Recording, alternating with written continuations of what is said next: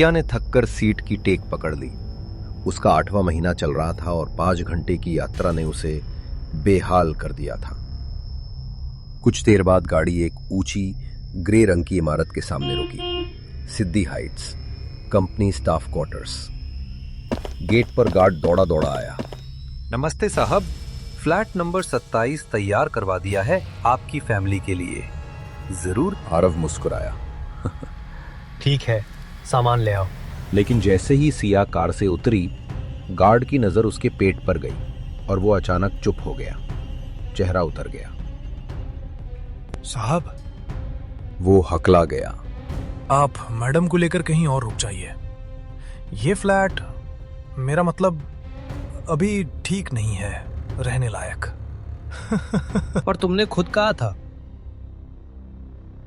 Guard कुछ बोलने ही वाला था कि अचानक तीसरी मंजिल पर फ्लैट नंबर 27 की लाइट्स तेजी से झपकने लगी, जैसे कोई अंदर चलता फिरता हो। सिया ने आरव की बांह पकड़ी। आरव, मुझे बहुत अजीब लग रहा है।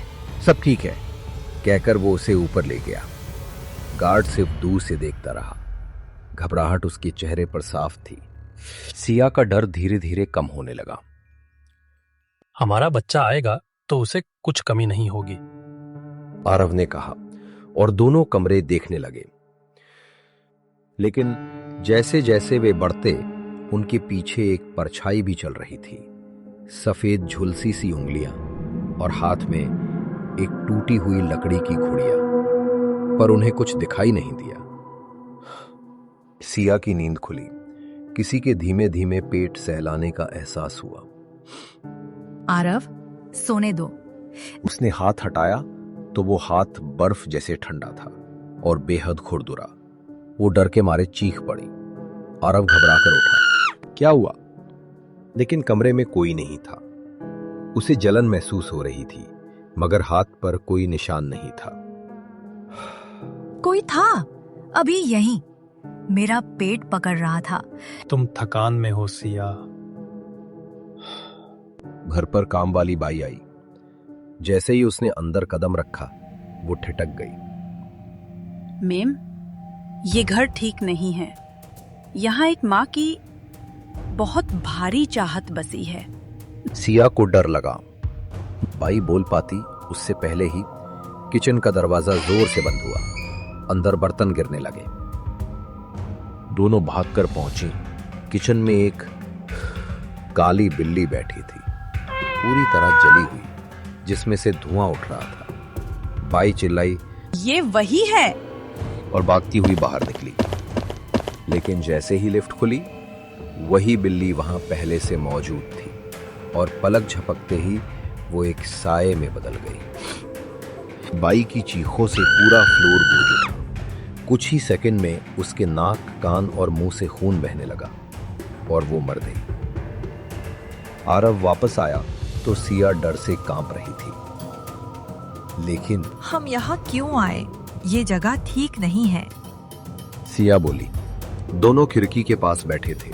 अचानक कमरे के अंदर से एक मीठी सी आवाज गूंजने लगी। क्या खिड़की से ठंडी हवा आ रही है? मेरे मुन्ने को हवा लगने दो। सिया खड़ी हो गई। आरव, सुना? कोई बोल रहा है। उसका बच्चा भी पेट में तेज तेज किक कर रहा था। उसने आरव का हाथ पेट पर रखा, लेकिन आरव के हाथ रखते ही बच्चा एकदम शांत था। सिया, ये सब तुम्हारे दिमाग में है? सिया की आंखों में आंसू आ गए। नहीं, कोई है, कोई चाहता है ये बच्चा। और तभी बेडरूम का दरवाजा अपने आप बंद हो गया। बेड पर वही साया बैठा था, उसकी बाहों में एक जला हुआ बच्चा और हाथ में घुड़िया। वो मुस्कुराया। ये बच्चा मेरा है, मुझे दे दो।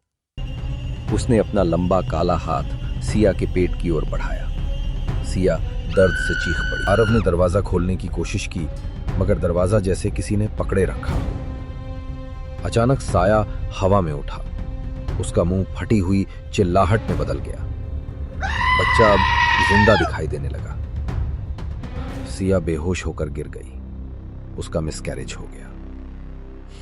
अगले दिन अस्पताल में गार्ड रोता हुआ आया। साहब, मुझे माफ कर दीजिए, मुझे आपको रोकना चाहिए था। आरव ने गुस्से से पूछा। सच बताओ, फ्लैट में क्या है? गार्ड बोला, 2 साल पहले एक दंपत्ति रहता था यहाँ। पत्नी मां नहीं बन पा रही थी। उसने घर में एक लकड़ी की गुड़िया को अपना बच्चा मान लिया था। मानसिक हालत बिगड़ गई थी उसकी। फिर उन्होंने सरोगेसी करवाई। गार्ड ने कांपते हुए कहा।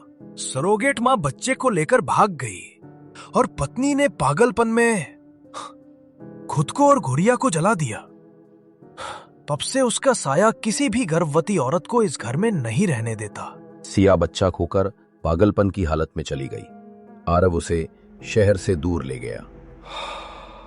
आज भी देर रात फ्लैट नंबर 27 की खिड़कियों से धीमे धीमे एक लोरी सुनाई देती है। क्या आप भी फ्लैट नंबर 27 में रहते हैं?